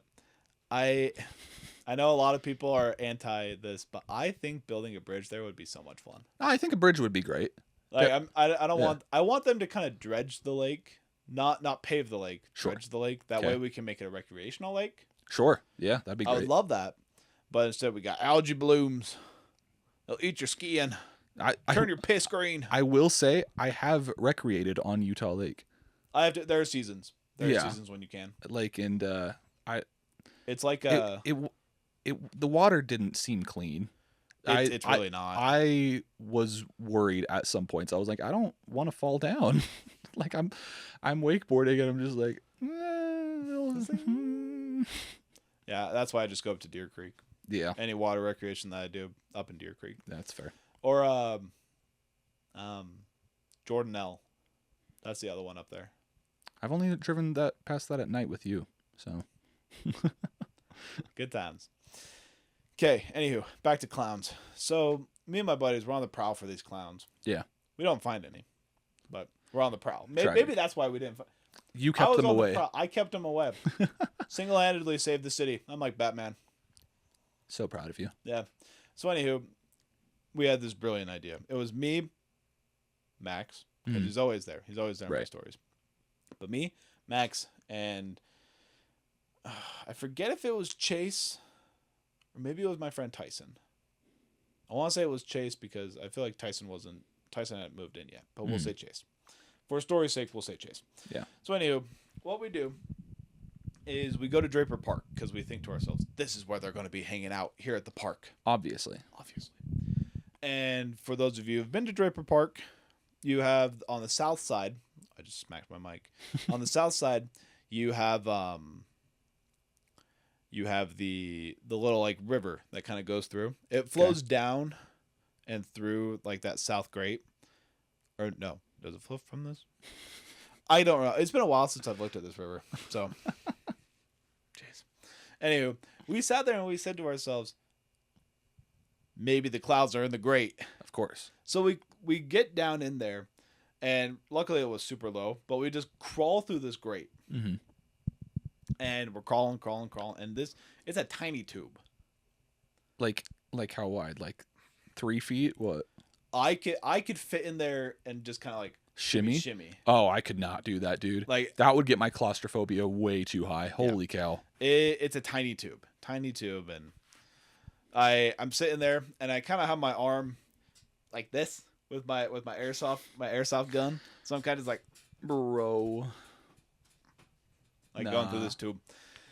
And anywho, we get through the end of this tube. You get a flash flood, you're dead. Yeah.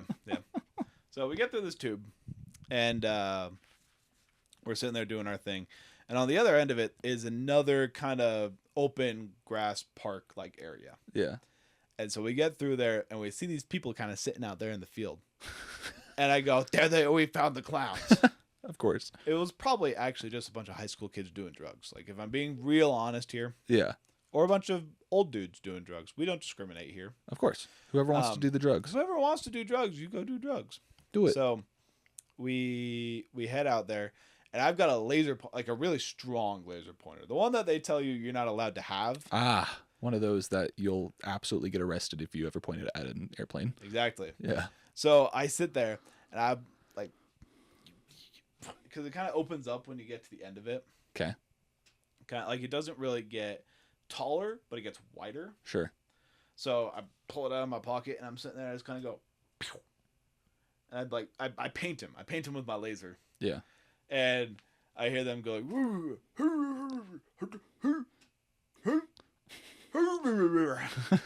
I was like, Max, go back. And he's like, what do you mean go back? And I'm like, go back, go back. I'm like kicking my foot back. I'm like, get out of here. Because I see these guys running, and I still got my laser on them. Yeah. It's like, he knows Here, exactly, come find me. Yeah, like he knows exactly where I am. So we start like crawling back. These guys like stick their heads down. They're like, we're gonna go get you. Don't you come back here ever again. I'm just like, I got a freaking gun. Like, you get out of here. What do they know? It's only an airsoft rifle. It's only an airsoft pistol. Right. So I'm sitting there. I just go, pop, pop, pop, pop, pop. And I hit one of them. I think I hit him somewhere in the face because I heard him start swearing up a storm. Like, I hit him somewhere. Yeah. And so we're like crawling back. And we're just freaking out. We're like, shoot. Like, we gotta get out of here. Like, these guys know exactly where this tunnel ends, so we gotta get out of here. Yeah. And so we dip. We run back to my house because we're not far from my house. It's like just right there. Yeah. So we run back to my house, and we hear this truck come screaming down. I believe that's 13th East. Okay. This truck comes screaming down 13th East, and we're like, shoot. So we can't go to my parents' house at this time. And because they're like, this just you and Max? It's me, Max, and Chase. Okay. Yeah, 90% sure that it was Chase. Okay. Because Chase actually runs the other way, and he hops across. So like Max and I run down 13th, and we go down my parents' street. Yeah. Chase runs down the park. Like, I feel like Chase is usually trying to act as the diversion. Honestly. But Chase runs that, and here's the thing. Chase is running down, and he's running to Max's house. Uh-huh. So he thought to himself, I'm going to run down the fence line. I'm going to hop the fence. I'm going to run through this neighbor's yard, down the street, and hit Max's house. Mm-hmm. Because Chase's house was like way, way back in the back of the neighborhood. So there's no way he was getting to his house on one breath. Like, Chase was not a distance runner. Yeah. He needed to stop and recharge his batteries. He's like, Max is the safest place to do that. Yeah. So he goes to Max's and just pounds on the door. This is his story. This is his story that he's telling me. He pounds on his door. Well, not his door, his window. Ryan, Max's brother, answers and says, "What are you doing?" And it's like, "Dude, we gotta hide." And Ryan's like, "Why this we stuff? Like, I haven't done anything wrong." Why am I roped into this now? And so Chase gets Ryan out of his room. Mm-hmm. And they start, they walk towards the church building that's over by my parents' house. Yeah. And Max and I are in my backyard, and our plan is to get back to the church building because that's where somebody had parked their car. Max or Chase had parked their car there. Okay. So we were going back there to try to get back to the car. And so Chase and Ryan are now heading in that direction, and we're heading over through the fence lines over to the church. Yeah. Literally hopping fences. Literally hopping. Like, we go through my backyard, we hop my fence, and then we hop my neighbor's fence to get to the church building because it's one street over. Okay. And we get there, and we're hiding in my neighbor's yard, and she's got a ton of bushes and flowers and everything, so we're just hiding in all these bushes. Yeah. And this truck that we heard come screaming down that street had turned down the road that we were going to go on, and they had gone down and over, and there's a cul-de-sac over there, so I'm pretty sure they looped in the cul-de-sac, and then they came screaming back. And they had lights, and they were like shining in all the yards and everything. And I see Chase and Ryan across the street from me. Uh-huh. They're hiding in my bishop's yard. My bishop lives right next door to the church. Yeah. And so Chase sees the car, and he was going to go grab it. Oh, yeah, so it must have been Chase's car. Chase had the keys. Yeah. So Chase runs around, and all the church buildings have like those generators. Sure. Right? The fan generators. They're like fenced off and stuff. Yeah, they're fenced off. So, anywho. Chase is running.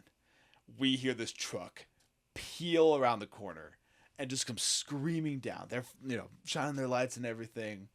Chase is just deer in the headlights. So he goes running. He runs behind the generator fence, and we're close enough to where we can hear these guys talking as they get out of the car. Oh no!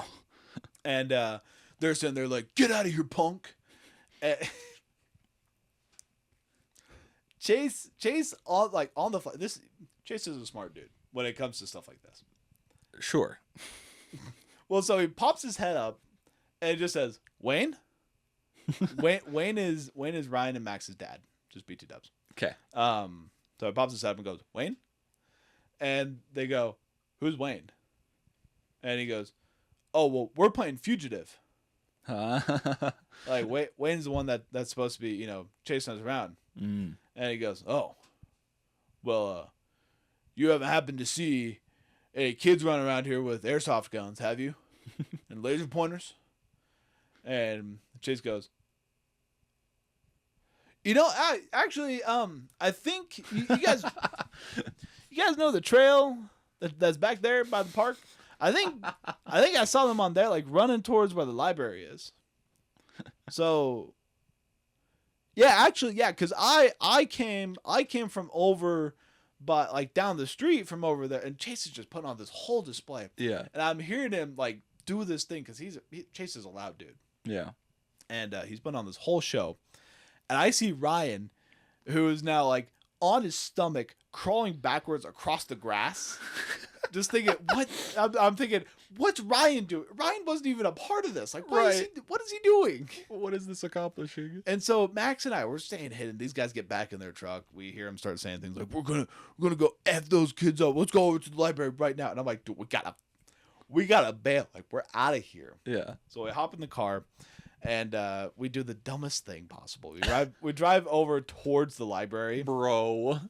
Like we don't go into the library parking lot, but we drive past it, and we see these guys again in their truck. We see them just peel out and just gun it back towards that church building. And we're like, "Well, does anybody know if any of our other friends are awake right now? We can go crash at their place, like lay low." We end up going to.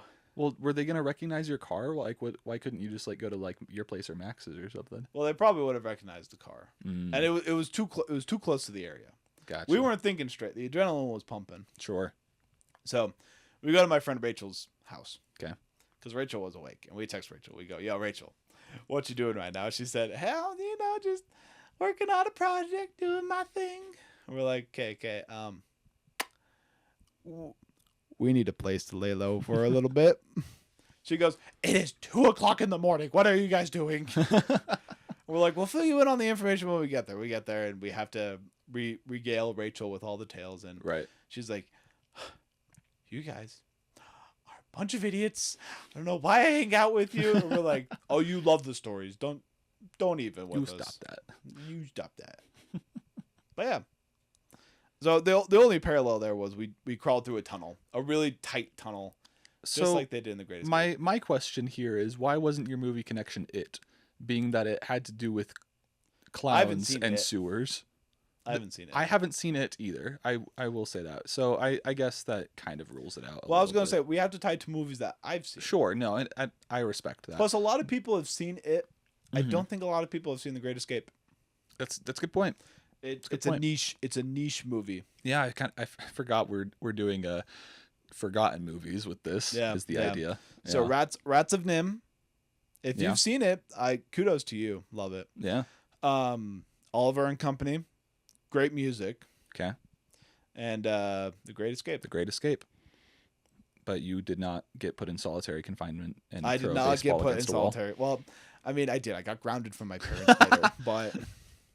Which, as we talked about in the last solo episode, my mom sang her little song. She did, "That's what moms are for." I was like, I hate you. I hate everything about this. Like, that's a big lie. I love my mom. She's great. Yeah. But I was so mad. She said, "You can't hang out with Max anymore." And I'm like, yeah, right. Like, tomorrow I'm going to be taking my Xbox and this TV that I bought, and I'm going to head over to Max's, and we're going to be playing games. And she's like, "Yeah, That's why I took away your Xbox. And I'm like, oh, you did it. Oh. As a high schooler, that was like the most precious thing to me. Right. But yeah, so Wow. there's my lore. Thank you for regaling me with your tales. Yeah. Those were fantastic. I was going to say, I don't think you've heard any of those. Well, the animal one, you've heard me do animal drop-offs before. I've heard of the animal drop-offs, and I think I briefly heard about the clown thing before, how you talked about how you guys went clown hunting before, but I don't think I ever heard like the full story with it. Mm-hmm. Yeah. It's basically the whole story. We tricked a bunch of Polynesian guys that we were playing fugitive. That's fantastic. Yep. And then I thought rats got away, but they didn't. They went back to their forever home. That reminds me, aren't you in with the poly gangs? Sort of. That's all I get? Well, that's a story for another day. Of course. We can't be regaling all my dad lore in one episode. Nah, that's true. That's true. We got to save it. We only have. But also, like you have 5 episodes. You have so much. 5. Oh, dude, 5. We're gonna have to have Michael on. He's gonna have to explain 5 to us. Oh my gosh, can we have Michael on next episode? Probably. He texted me Jake. So. Oh. I don't know what he needs to tell me so badly, but. Well, we know what we need to tell him so badly. Just Michael, come listen to our podcast. Check out next episode. See if we have Michael on. If we don't have Michael, Jason will give everybody a high five. Even you, Mr. Australian. I will fly to Australia to give you a high five if we don't have Michael on. Watch as it's somebody who just accidentally... You know how your phone will sometimes just find random podcasts if you're listening to one and you fall asleep? Yeah. Watch as that's it. That would be fantastic. That would be so funny. I'd love that. I hope we're in his dreams right now. I really hope so, too. Just 2 Americans rambling off about nonsense. That's all I ever want, is to be in an Australian's head. Do you think Steve Irwin thought about us the way that we think about him? About us specifically? Not like us or specifically, us but in the broad sense. Us in the royal sense. I think Steve Irwin was very fond of us. I mean, that's the only reason that he really did it, right? Oh, I loved Steve Irwin. He loved nature, and he loved to share nature with us. I love nature, and I love to share nature with people. Oh my goodness, you guys are so the same. Maybe I should stop calling it the spirit of adventure, and I should start calling it the spirit of Steve Irwin. You know, you really could do that, and I think everyone would understand what you mean. The spirit of Steve Irwin descended upon me in the form of a crocodile. Is that your Patronus? No, I'm pretty sure my Patronus is a dolphin or a turtle. Actually, I bet you it's a turtle. Turtle. Speaking of that, I actually have dad lore that we can talk about too, about me capturing turtles. Oh? Yeah. Like right now? No, not right now. Okay. We're basically we're done. I thought we did the thing. Yeah, we've done the thing, and we've covered some good stuff today. I think so. I had a really philosophically awesome question I was gonna ask. Oh wait, no, I remember. Mountain Dew. Oh, that's right. Mountain Dew just released a new flavor. Mm-hmm. So in honor of Mountain Dew releasing it, I'm pretty sure it's next year. It's coming out January is what they said. Sure. Really? I didn't see that timeline. I think it said January 2026. That's hilarious that they put it out in an outspit so far ahead. I know, teasers, right? Yeah. So in honor of Mountain Dew releasing a new flavor, let's take the last couple minutes here, and I want to hear your top 3 favorite Mountain Dew flavors. And a brief memory that you have with that. Okay. If you have one. First of all, let's just clarify: the new Mountain Dew flavor is Mountain Dew with cream. It's a dirty Mountain Dew. It's a dirty Mountain Dew. They specifically, I remember seeing the press release being like, "There's so much craze around dirty soda now, and we thought we'd get in on the action." I was like, "Okay, so you're just calling out Utah at this point." Yeah, my favorite thing is, I think it was either them or it was like the top comment. Somebody sat there and said, "Well, yeah, it'll only be there until Utah freaking drinks it all." Like, somebody deliberately pointed out Utah, and I was just like, man, we get so much shade. Look, just because Utah came up with a good idea doesn't mean you have to hate it. Exactly. It's soda shops. I don't love soda shops. Sure, they're way overpriced. They're way overpriced, but I mean, I like the thought of it. Like, I'll go buy my own syrups and stuff. Oh yeah, and make absolutely. myself like a peach Mountain Dew. Honestly, just go to Maverick. That's the only reason I go to Maverick now anymore, besides for gas, is to make my own soda, and it's just $1. It's fantastic. Yeah, it's great stuff. Okay, but yeah, let's do so real quick. We'll do top 3 Mountain Dew flavors. Okay.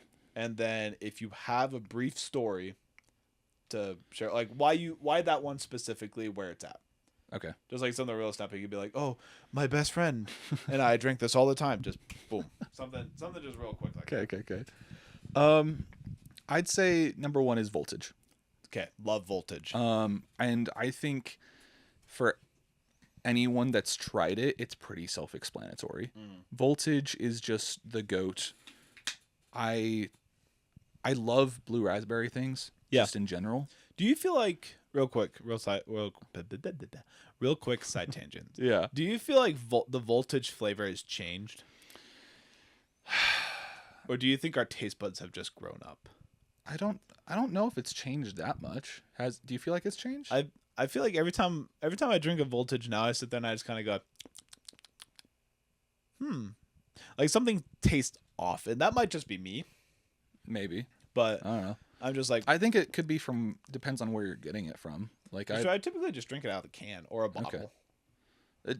It is slightly different taste on can or bottle, but that's just because of the material it's coming out of. Yeah. But I mean, I don't know. I don't think it's changed at all. Okay, well, so yeah, number 1, Voltage. Number one's you're Voltage. Gonna say you like blueberry things. Yeah, Raspberry things. I like blue raspberry things. Like if you give me anything, I'll probably go for a blue ras thing. Just It's just goated. I don't know if I have any specific story with it, but yeah, it's Voltage is goated. Voltage is Voltage. Number 2. Oh. Yes, number 2. Sorry, you're not even gonna tell us. You're just like, yes, 2. Okay, number 3. Number 2 is Midnight. Midnight. Okay, I don't think I've ever had a Midnight. It's the grape one. Oh yeah, I'm not a fan of that one. No, I love that one so much. I need them to bring it back. They had it for the one season. Mountain Dew great again. Look, Mountain Dew is great. Okay, I love it. But we need to bring back Mountain Dew Midnight. If Mountain Dew wants to sponsor us, I will take that sponsorship. I will 100%. I will play 20 ads for Mountain Dew during this show if necessary. We will drink so much Mountain Dew if you sponsor us. We will drink at least 3 cans per episode. Even though we're filming this at 10 p.m. Even though I already drink that much Mountain Dew, I'll still do it. We'll do it for you. I'll do it for you this time, not for my own personal enjoyment. Okay, but Midnight Purple. Yeah. So Mountain Dew, is it called Midnight? Pitch Black? Pitch Black, thank you. Okay. Gosh dang. So yeah, number 2, Mountain Dew Pitch Black. That's the grape one. It's just so good. I love grape things, and the most random thing is like they had it for a little bit on UVU campus. Okay, they had it in They had it in the vending machines when I first started going to UVU, and then they took it away, and I was so sad. And then they brought it back for one fall season in 2023, 2022. Okay, I briefly remember that. And then they've taken it away and never brought it back ever since. I'm sure you could find it on their website though. I mean, we talked about it I think last time about how they have a variant of Baja. Oh yeah, at Taco Bell right now. Still haven't tried that, but there is that. So there's at least that saving grace, and they had it at 7-Eleven for a little bit as well in slushy form. But yeah, they don't have it. Like if you go to the Dew Tracker website, like they don't have it. Like it was legitimately like a limited time thing. Okay. So we used to have just like flavors. Now I feel like it's a Baja flavor of everything. Yeah, we don't need that. I know, it's like you have Baja Blast, and then you have Baja Blast Guava Edition, Baja Blast Mango Edition. I will say a lot of those have been good. I know a lot of those have been really good. I feel like you're just I feel like you're just attaching Baja for the marketing purposes, which, sells it, whatever. But just give it its own flavor. It can be its own thing. That's fine. Name.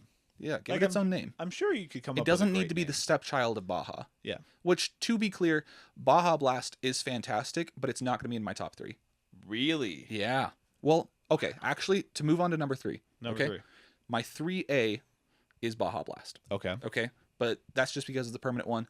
And just because it's so goated, I think the mystique of it would be still heightened a little bit if it was still exclusively Taco Bell. I'm very grateful that it's not. I'm grateful that I can get it in a can. Yeah. But the mystique of it, I think, would still be absolutely top tier. The fact that you have to go to like you have to go and seek it out to get a Baja Blast. Well, you used to.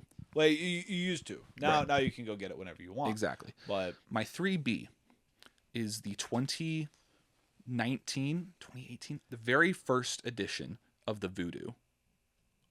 Of Mountain Dew Voodoo. So if you don't know, every single year Mountain Dew comes out with what they call a Voodoo flavor, which is just a Halloween inspired flavor. Okay. And so every single year, at least so far, it's been candy flavored. And so they don't tell you what the flavor is beforehand, and then you kind of have to guess, and then after the run is over, they reveal what the flavor actually was. What was last year's? Last year Was it Airhead? No, that was the year before was Okay. Airhead. This last year was Go-Gurt. Really? I believe it was strawberry Go-Gurt. That sounds like a really interestingly weird flavor. I still have cans that are very flat now, but you can try one if you'd like. I'll try one. We'll do a live. Personally, I'd say it tasted more like blueberry Go-Gurt, but either way, it was strawberry Go-Gurt. So they've had strawberry Go-Gurt, they've had red Airhead is specifically what it was. They've had Starburst. They've had Sour Patch Kids, which I did not like the Sour Patch Kids one personally. Dang, that's unfortunate. Like it was okay, but I didn't like it a ton. The very first year that they ever did it, it was Skittles flavored. Ooh. And I didn't really know what the premise was of the Voodoo before. I was just a Mountain Dew junkie and and saw any can and was like, sure, I'll get a Voodoo. And I remember popping this out in the store like as soon as we got out of that Walmart, and I popped it open and chugged that thing, and I was like, that's a pure pack of Skittles. And I had no idea what it was. I was just like, guys, taste, we passed it around. I was like, this is a pack of Skittles just liquefied. This is fantastic. And everyone's like, holy crap, you're right. And the thing is, I was so hopeful in that moment because I'm like, this is the greatest thing ever. Mm-hmm. And I thought they were going to be bringing it back every year at that point. And then they, rightfully so, changed it up to be a different flavor every year. So you keep coming back to see what the flavor is, which is a brilliant marketing strategy. It is, because then you get people coming back and it's the whole mystery aspect of it. Exactly. People love mystery stuff. Oh yeah. But that's my 3B because it was only the limited run. It's never coming back. But if that was a permanent flavor, that might be my top favorite. It was so good, and I love Skittles, and so to have a liquefied soda version of it is really good. It was so good, dude. So that's my top 3. Okay. Voltage. You already forgot. The purple midnight. It's not midnight though. Pitch black. So yeah, top 3: Voltage, Pitch Black, 3A, Baja, 3B, first run edition of Voodoo, which is the Skittles flavor. Yeah, that's a good list. I'd say so. I'm a Dew fanatic. Drop what your favorite Dew flavors are in the comments, and we'll duke it out. I think one of these days, we could have a tier list maybe between the two of us. Maybe have a guest on here. You know what we should do sometime? We should well, actually, first, can I give my list then? Oh yes, please, please give me your Dew list. So, for the same reason that you put Baja at the 3A, okay, it's my number 1. Okay, Baja Blast, or OG Baja Blast, hands down, best Mountain Dew out there. Yeah, mostly because it's just a nostalgic factor for me now. That's completely valid. Yeah, and it would be me and my buddies for lunch, me and my buddies after school, me and my buddies after anything. We'd go to this Taco Bell. We'd just get absolutely just hammered. Oh no, wired. We'd get wired. Get wired. There you go. That's a better way to put it. We'd get wired on Baja Blast. It was the greatest thing ever. And that's also where we did a lot of our shenanigans. Our shenanigans were based at the Taco Bell. Right. It was our coffee shop from Friends. It was our bar from How I Met Your Mother. That's just where we hung out. Your adventures are wired on Baja. Yeah, exactly. Yeah. Adventures fueled by Baja. Please sponsor us. Please sponsor us, Mountain Dew. Okay, that's my number 1. Far and above. Number 2, the Star Spangled Dew. Oh, that was really good. That was so That was really good. Jason, to be clear, this isn't the the oh there was 2 years that they did this. There was the Star Spangled Dew, which was really good. That was the mango one, or was that or was it passion fruit? It wasn't mango or anything. It was is this the one that was like 50 flavors in one? This was like the white can. Okay. That had like the stars and stripes on it. Yeah. Well, you had a ton of it last year. Or maybe it was this year. It was this year when you were living at Alpine. Oh, that one. That one. Oh my goodness. Yeah, and they released 3 different flavors. They had a red one, a blue one, and a white one. And the white one was peach. I think. That's what it was. Yeah. I love peach flavored things. That one was so good. That was my least favorite out of the 3. That was your least favorite? So I funny. Love that one. Well, because the thing is, you had a ton of them because you didn't like them. I had a ton of the white ones, so I gave them to you. Yeah. You gave them to me, and I just love those. Yeah. And my third one, which is a new one that you gave me and that I've only seen twice ever, and it's been with you both times. Dragon fruit. It's at Walmart. I know. That's a Walmart exclusive. I went to Walmart the other day and I looked and there was none there. And I was so sad. Actually, that's a good point. Every time that I've been since, they've been sold out. I know. It makes me so sad. And here's the real funny thing. I went to order some online. Yeah. Because I'm like, surely they have some hidden in the back somewhere. Right. And they'll just put it on my freaking shopping cart thing and they'll come deliver it to me. To which they come out with a thing of voltage and they said, oh, this is the item that it told us to substitute for. And I'm like, no substitutes. This is not the same. Gosh. Yeah, you just need to check the no substitutes. I know. That's what I should have done, but I didn't. But yeah, that's my list. Baja, Freedom Dew. Yeah. Which my patriotic heart just sings drinking that thing. Like, I swear, every time I cracked one open, a bald eagle got its wings. Like, right. That's how I felt. Please sponsor us. Not bald eagles, but Mountain Dew. Bald eagle sponsoring us would be fantastic as well. And then the last one being the dragon fruit one. Yeah. That was just so good. Dragon fruit is really good, and I have more cans that I can give you. Oh, I'll take one. I'll take one for the. We'll do a voodoo, or not a voodoo. Voodoo. Yeah, we'll do a voodoo. Yeah. And I'll take a dragon fruit to go. Yeah. Are we doing the voodoo right now? Are you taste testing the voodoo? No, we'll do an Instagram video. Oh, okay. Sounds good. Sounds good. Yeah, so yeah, after this episode, go check out our Instagram to see Jake trying last year's edition of Mountain Dew Voodoo. Yeah, and then we'll put the thing is everyone's going to see this before this comes out. Yeah. But I'll put a little thing, like a little question thing that you can fill out. Yeah. And that'll be just tell us your favorite flavor of Dew. Sounds fantastic. And then next time we can look at the results from that and we'll read that out on the episode. Yeah, we'll read it out on the episode. And then if you're listening anywhere else, just drop a comment about what your favorite Dew is. Do we have anything else we want to cover? No, I think we're good.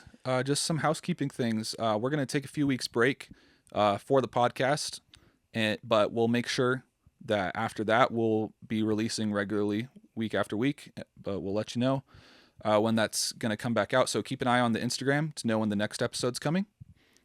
Yeah. With that, follow us on Instagram, dadlore_pod. Yes. You sure it's not dot? I'm sure it's underscore. So dadlore_pod.